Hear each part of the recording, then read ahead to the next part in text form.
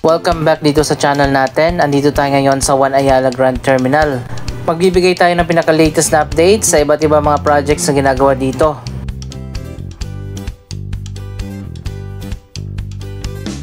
Finally natapos na rin ang ikatlong office tower dito sa taas ng One Ayala.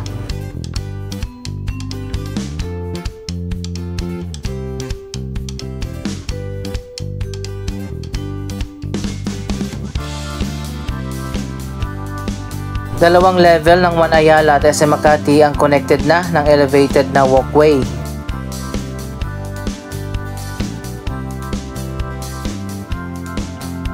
Dito naman sa likod ang alfresco dining area. Iba't ibang mga restaurant na ang nagbukas dito.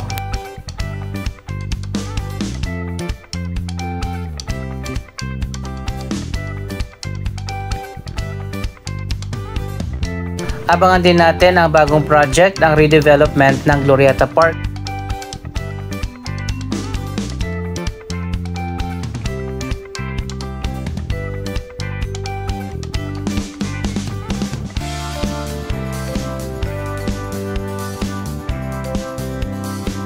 Usually mga upscale restaurant ang makikita natin dito. Yung ibang restaurant naman ay coming soon pa.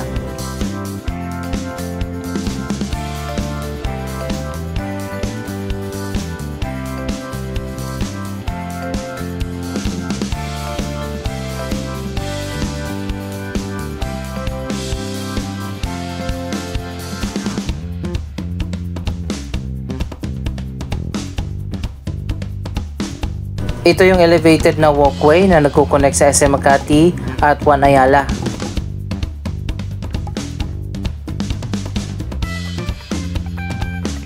Malapit na rin matapos ang Seda Hotel na connected din sa One Ayala.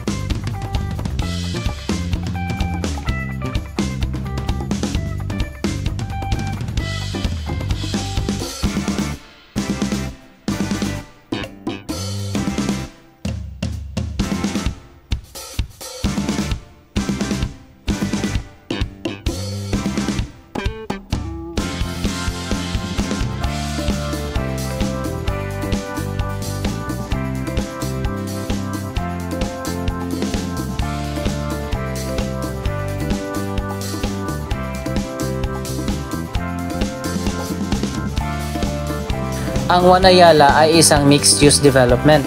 May 5-star hotel, 3 office tower, may Ayala Mall, bus terminal, PUV terminal. Connected na rin ito sa Ayala MRT station.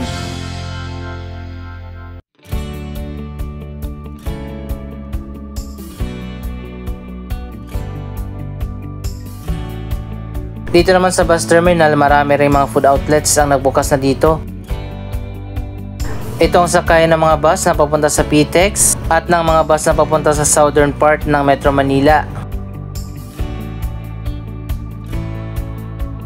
May mga bus na rin na papunta ng Fairview, Katipunan, Antipolo at NAIA Airport.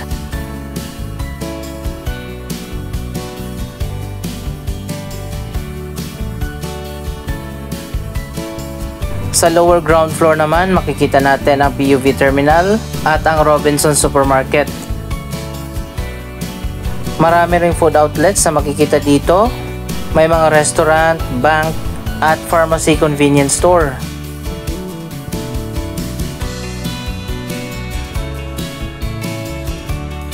Inayos na pala nila yung pagkakapwesto ng mga food outlets at sa ngayon medyo maluwag na dito dumaan.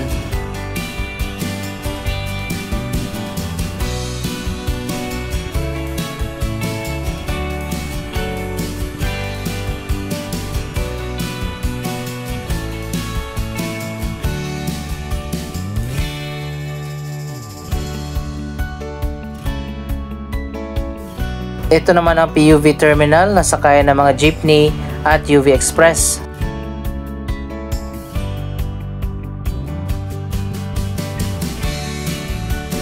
Kahit na rush hour, organized pa rin ang pagsakay dito. May food court din dito sa PUV Terminal.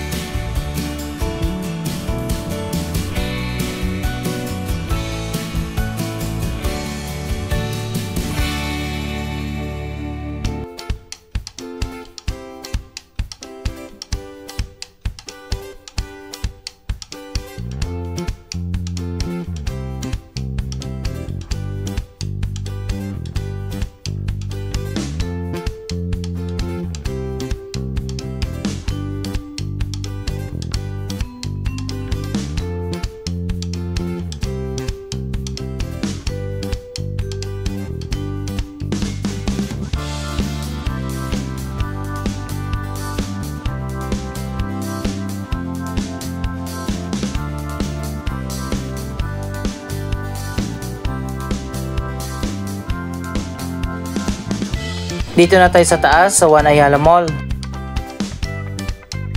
Nasa 3 level ang shopping center dito sa taas ng terminal at meron pang trade hall.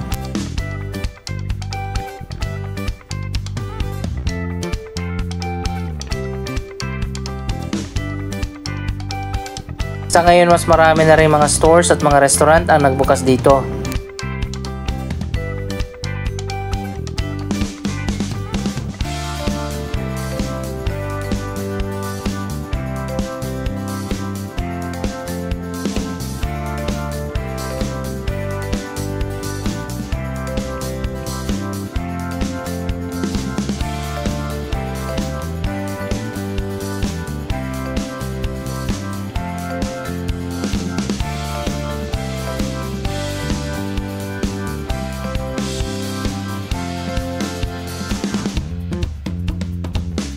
Meron din mga pop-up cafe.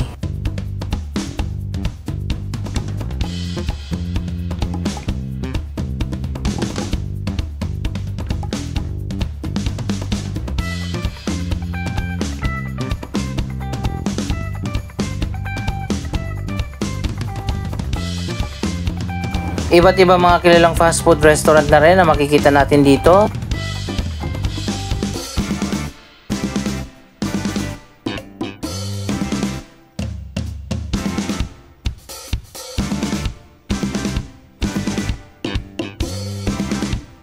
Andito na tayo sa atrium ng mall na napakaganda.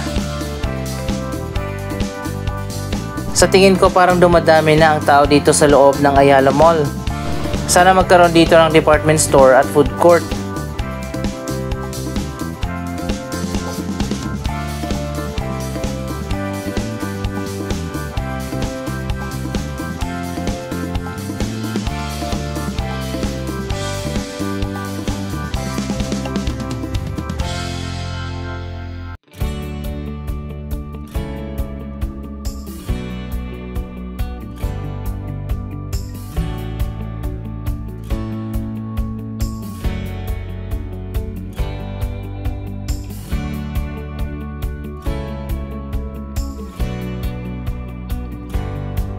Marami na rin palang nadagdag na mga bagong store.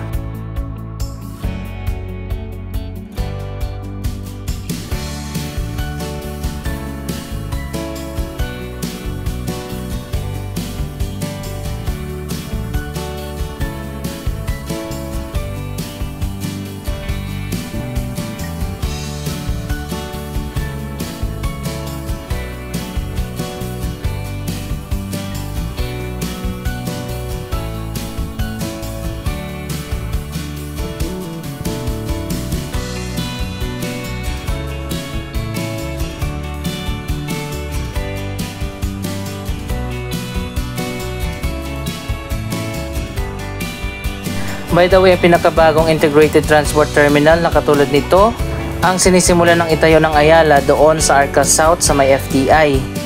Matatapos yon sa year 2025. Ito naman yung mga bagong bukas sa level 2.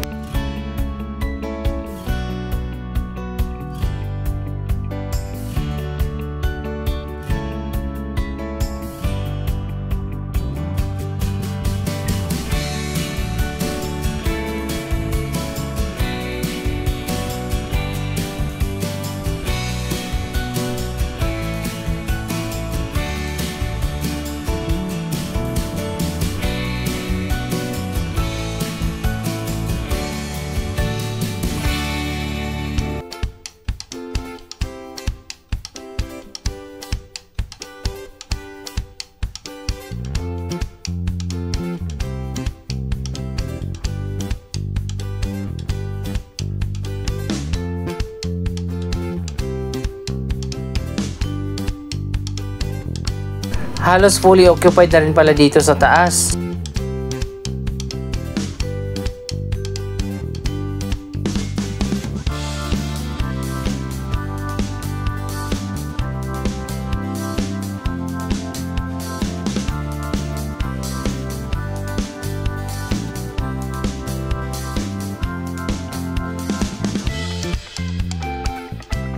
Bukas na rin ang Watsons dito sa taas.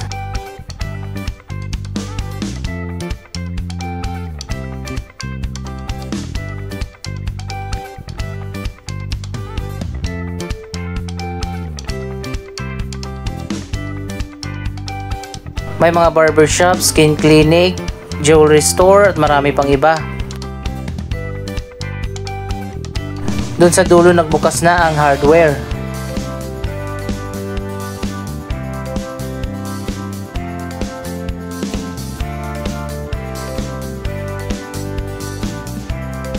Sa third level naman ang mga electronic at gadget stores.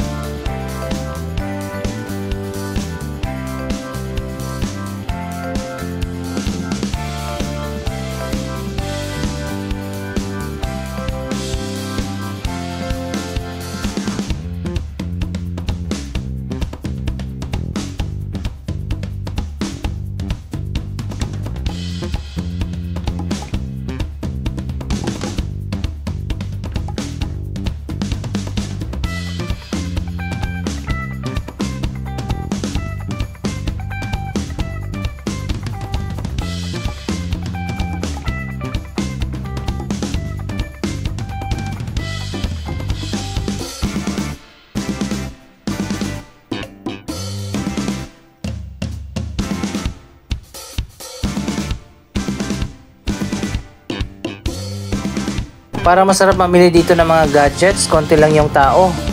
Makakapili ka talaga.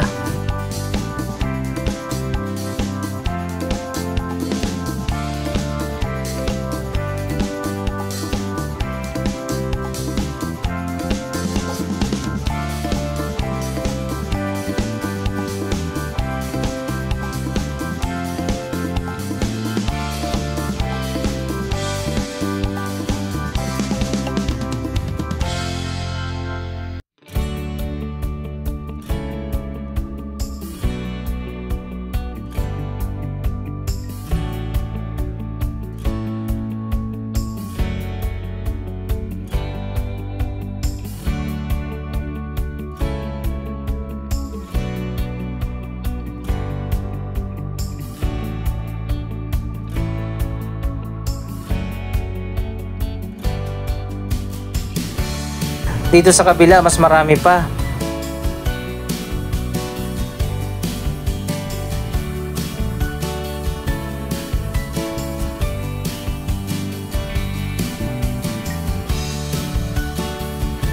Finally, nagbukas na ang bagong Samsung flagship store at service center.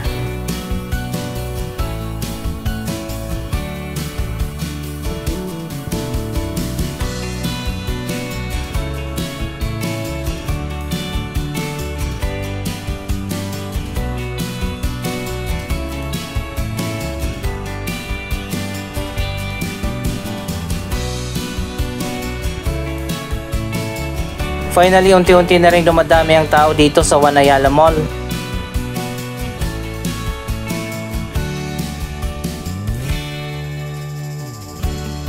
Dito naman sa labas sa may hallway, nagbukas na rin ang iba't ibang mga food outlets.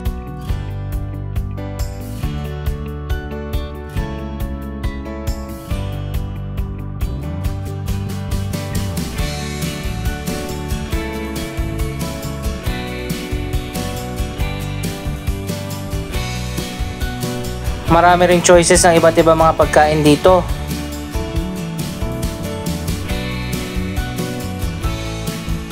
Ito naman yung connected na area papunta sa MRT Ayala Station. Sinarado muna yung ibang bahagi ng MRT Ayala para sa renovation. Ano kayang gagawin dyan? Yan muna ang pinaka-latest na update dito sa One Ayala Grand Terminal. Anong masasabi nyo? Sa latest na progress ng proyektong ito, mag-comment lamang dyan sa baba ng inyong mga reaksyon. Maraming salamat sa inyong panonood. Don't forget to like, share, comment, at subscribe. Thank you for watching.